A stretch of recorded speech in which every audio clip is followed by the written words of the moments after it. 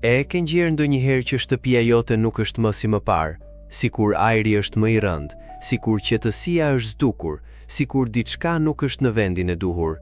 Ndoshta nuk është thjesht lodhje, ndoshta nuk është rastësi, sepse ka momente kur energjia negative hyn në një shtëpi, pa u vënë re, dhe kur kjo ndodh, gjithçka fillon të ndryshojë. Marrëdhëniet tensionohen, mendimet bëhen më të rënda, qetësia zhduket. Por ka një të vërtet që shumë pak njerëz e din. Shtëpia jote mund të mbrohet. Në këtë video do të zbulosh si të largosh energji negative nga shtëpia jote dhe si të krijosh një mburojë shpirtërore që sjell paqe dhe bekime. Mos e injoro këtë, sepse ajo që ndodh brenda shtëpisë tënde ndikon gjithçka jashtë saj.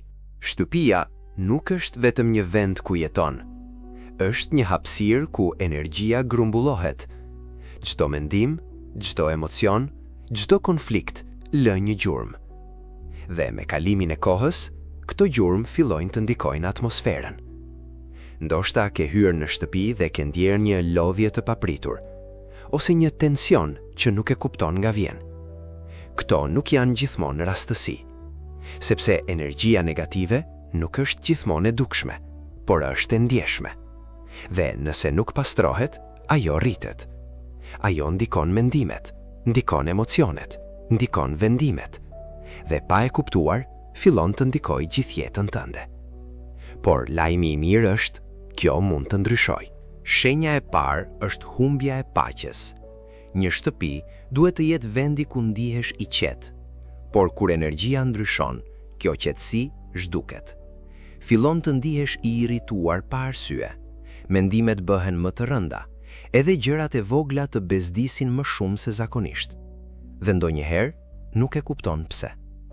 Por kjo është një shenjë, një sinjal që diçka nuk është në ekuilibër. Dhe kur kjo ndodh, është koha të vekrosh, sepse nëse e lë kështu, ajo vetëm përkeqësohet. Shenja e dytë është konflikti. Kur energjia negative rritet, ajo fillon të ndikojë marrëdhëniet.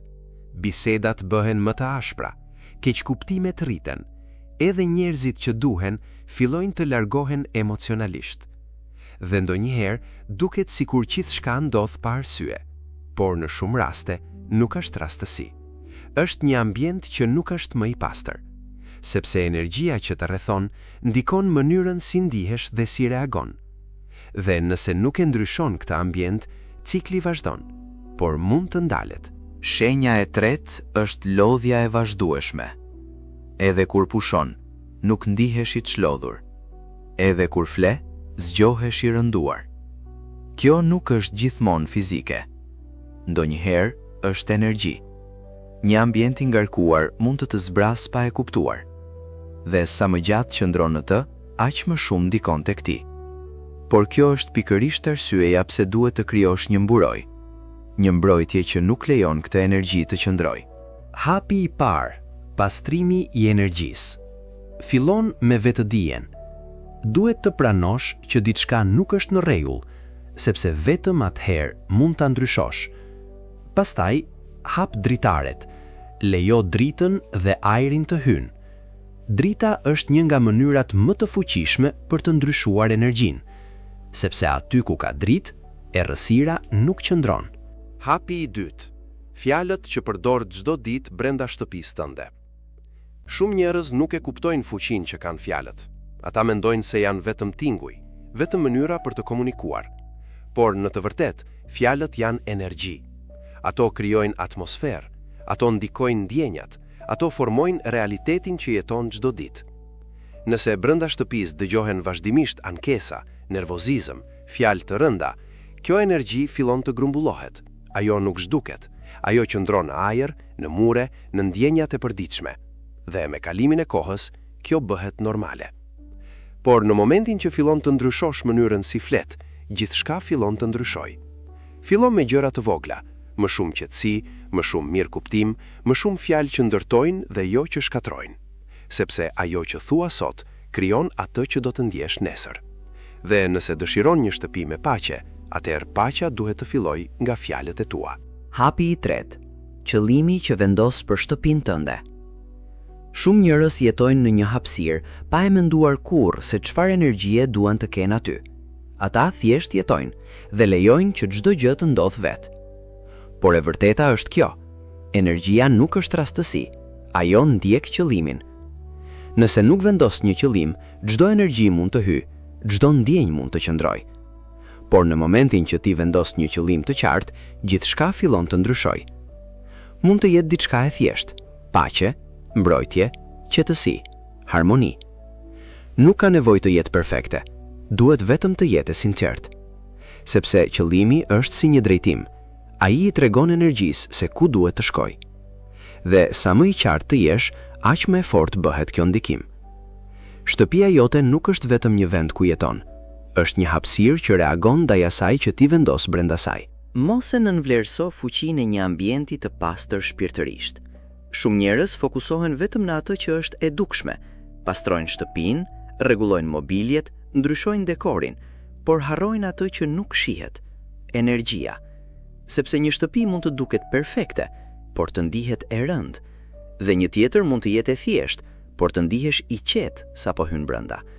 Kjo nuk është rastësi, është energjia që mbart ajo hapësirë. Kur ajo është e pastër, mendja qetësohet, emocionet stabilizohen, vendimet bëhen më të qarta. Sepse ambienti ku jeton ndikon direkt mënyrën si mendon dhe si ndihesh.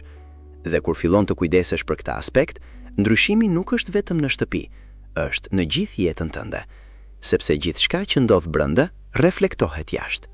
Ti ke më shumë kontroll se sa mendon. Shpesh njerëzit ndihen të pafuqishëm përballë gjërave që nuk i shohin. Ata mendojnë se energjia është diçka e largët, diçka që nuk mund ta ndryshojnë. Por e vërteta është ndryshe. Energjia krijohet çdo ditë nga mendimet e tua, nga fjalët e tua, nga mënyra si reagon ndaj gjërave. Ti je burimi. Dhe në momentin që e kupton këtë, gjithçka ndryshon. Sepse nuk pret më që gjërat të përmirësohen vetë, fillon të krijosh ndryshimin. Edhe një veprim i vogël, edhe një mendim ndryshe, edhe një zgjedhje më e vetëdijshme mund të ndryshojë drejtimin. Sepse kontrolli nuk është jashtë teje, është brenda teje. Kjo është mburoja e vërtetë e shtëpisë, jo një objekt fizik, jo diçka që mund ta blesh, por një gjendje që krijon çdo ditë. Është mënyra si mendon, si flet, si reagon, si e ndërton atmosferën rreth teje. Sepse një shtëpi e mbrojtur nuk është ajo që nuk preket nga energjia negative, por ajo që nuk e lejon atë të qëndrojë. Dhe kjo varet nga ti, nga zgjedhjet që bën çdo ditë, nga mënyra si vendos të jetosh brenda asaj hapësire. Dhe nëse sot vendos të ndryshosh diçka, edhe e vogël, atëherë ke filluar të krijosh një mburoj që sjell paqe, një mburoj që sjell qetësi, një mburoj që hap rrugën për bekime. Dhe gjithçka fillon me një vendim tëndin tani.